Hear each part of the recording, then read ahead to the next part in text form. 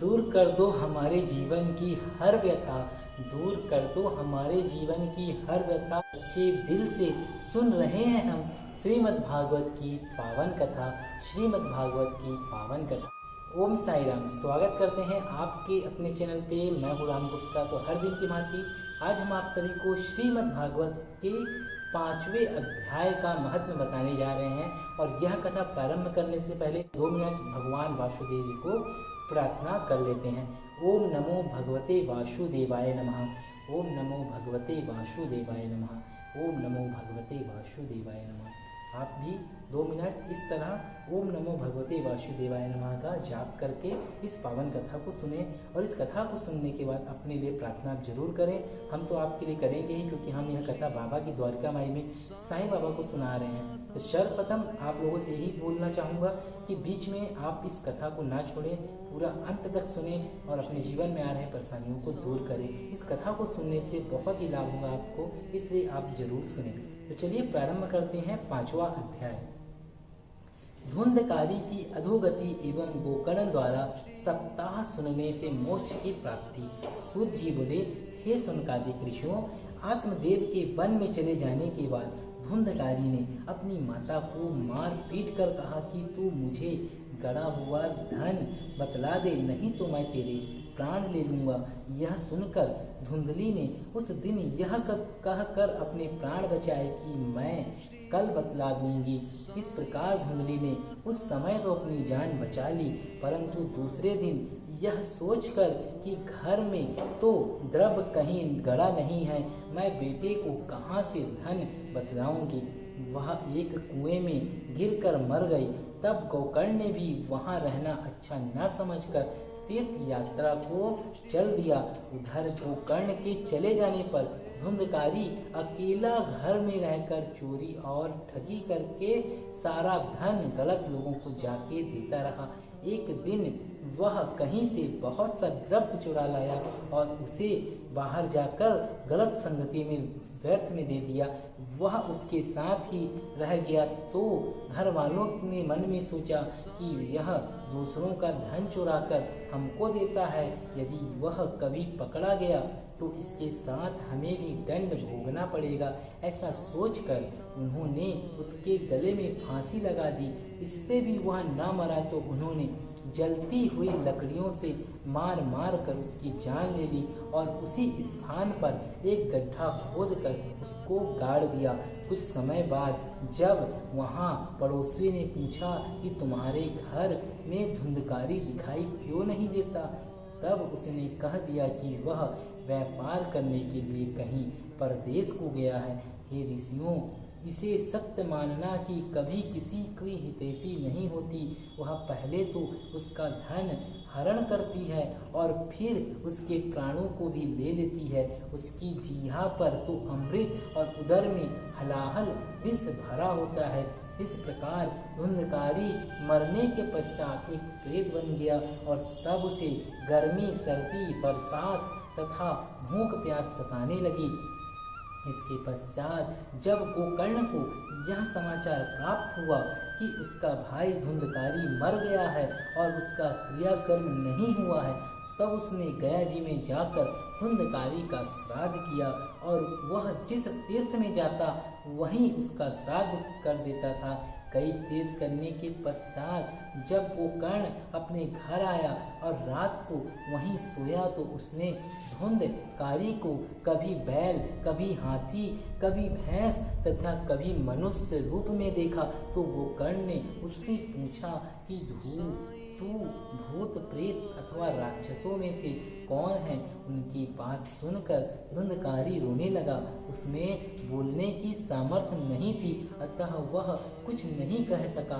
गोकर्ण ने जब यह देखा कि वह रोने के अलावा और कुछ नहीं कहता, तब उसने मंत्र पढ़कर उसके ऊपर जल छिड़का। उस जल के छिड़कते ही उसका भाई बोलने लगा। तब उसने कहा, हे गोकर्ण, मैं तुम्हारा भाई धुंधकारी हूँ।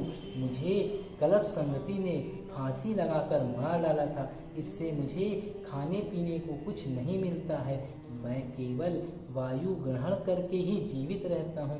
अतः अब तुम आ गए हो तो मेरा इस प्रेत योनि से किसी प्रकार उद्धार करो। धुंधकारी की बात को सुनकर गोकर्ण ने कहा, मैंने तो तेरे उद्धार के लिए गया आदि सब तीर्थों में श्राद्ध किया था, फिर तू इस प्रेत योनि से क्यों नहीं छूटा?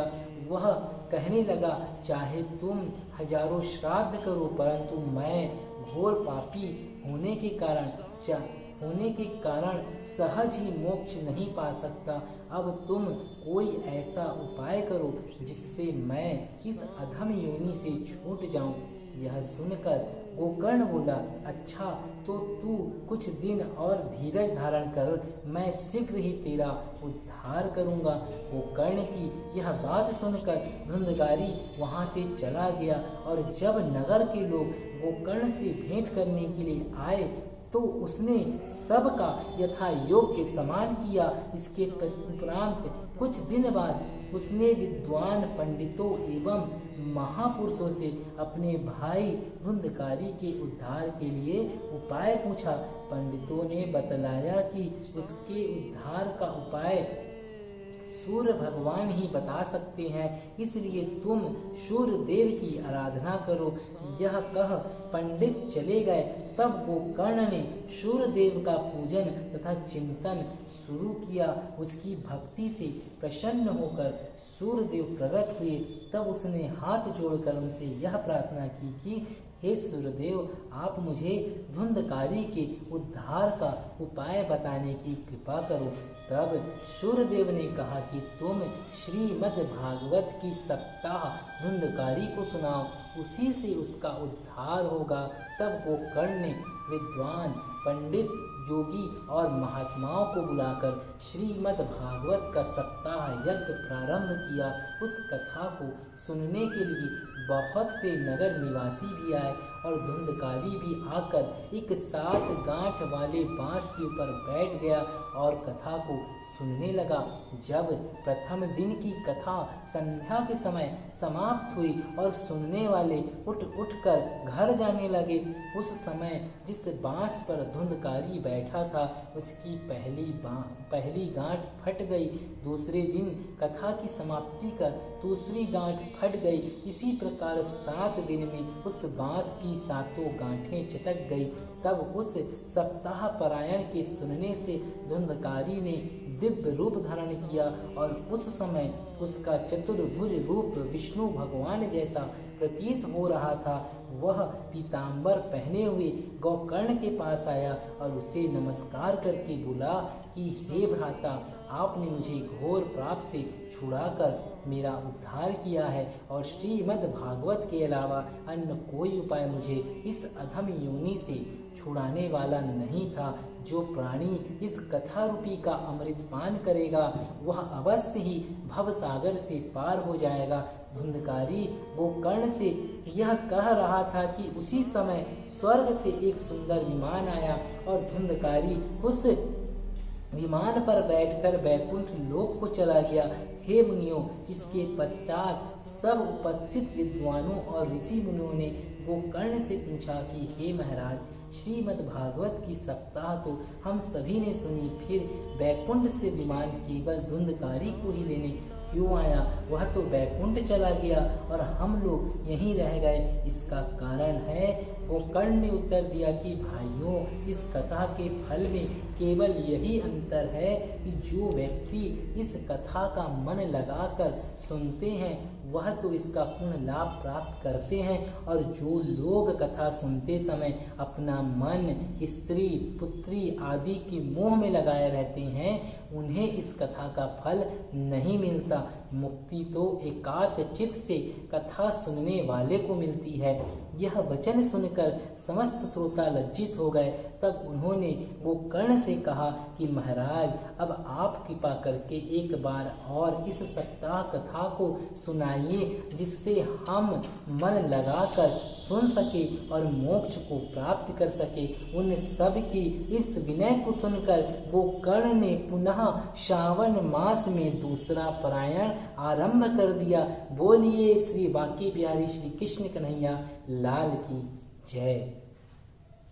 उस सप्ताह कथा को अनेकों लोगों ने एक रचित होकर सुना, जिसके फल स्वरूप कथा समाप्ति के दिन वहां अनेकों विमान आए। यह दृश्य देखकर श्रोताओं ने गोकर्ण से कहा कि हे महाराज, आपकी कृपा से हम लोगों का उद्धार हुआ है। कथा समाप्त होने पर भगवान ने वहां आकर साक्षात दर्शन दिए और वे गोकर्ण को अपने साथ विमान पर बैठाकर गोलोक धाम को ले गए। फिर अन्य सब श्रोतागण भी विमानों पर बैठकर वैकुंठ को चले गए। हे ऋषियों, जिस स्थान पर सूर्य एवं चंद्रमा भी पहुंच सकते, जिस स्थान पर सूर्य एवं चंद्रमा भी पहुंच सकते, मनुष्य इस कथा के प्रताप से उन स्थान पर भी पहुंच जाता है। इस श्रीमद् भागवत की कथा को सुनने अथवा पढ़ने से जो फल मिलता है, वह फल अनेकों यज्ञ, तप, व्रत, तीर्थ एवं दान आदि करने से भी प्राप्त नहीं होता।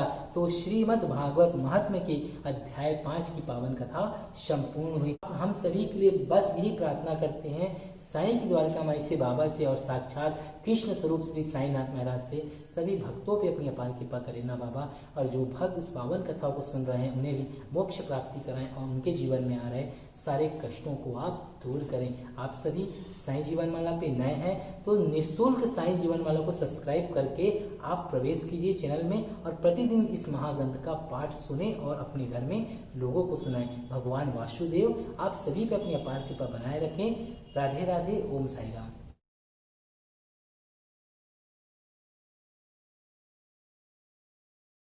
ओम साई राम। आप सभी पे शिरडी के साईं की अपार कृपा बनी रहे। साईं बाबा सेवा आश्रम करगी रोड कुटा जिला बिलासपुर छत्तीसगढ़ में स्थापित हूबहू शिरडी धाम में शिरडी के साईं बाबा की भव्य समाधि मंदिर का निर्माण कार्य प्रगति पर है और बाबा का यह निर्माण कार्य 2013 के बाद से पुनः चालू हुआ है, जो कि छत का काम पूर्ण होना है और मंदिर निर्माण का। तो आप सभी साईं भक्तों से बस एक विनम्र आग्रह कि बाबा के इस मंदिर निर्माण में आप यथा योग्य निर्माण सामग्री अपने नाम से, अपने परिवार के नाम से दान स्वरूप प्रेषित जरूर करें और इस निर्माण को पूर्ण कराने में अपनी सहभागिता प्रदान करें। शिरडी के साईं आपकी सारी मनोकामना पूर्ण करें और आपके जीवन में खुशियां ही खुशियां लाएं। आप लोगों से पुनः आग्रह, निर्माण कार्य चल रहा है और निर्माण सामग्री की बहुत ही जल्द आवश्यकता है। तो आप लोगों से आग्रह है कि आगे आएँ और इस निर्माण काम में सहयोग करें। संपर्क कर सकते हैं दिए गए नंबर पर। ओम साई राम।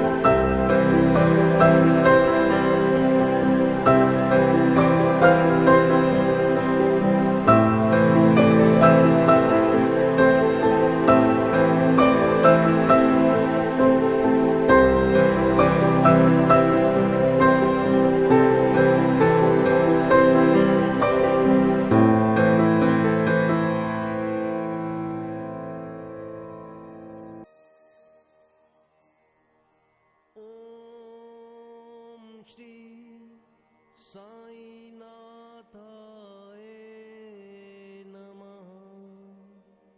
ओम श्री साईनाथाय नमः। ओम श्री साईनाथाय नमः। ओम श्री साईनाथाय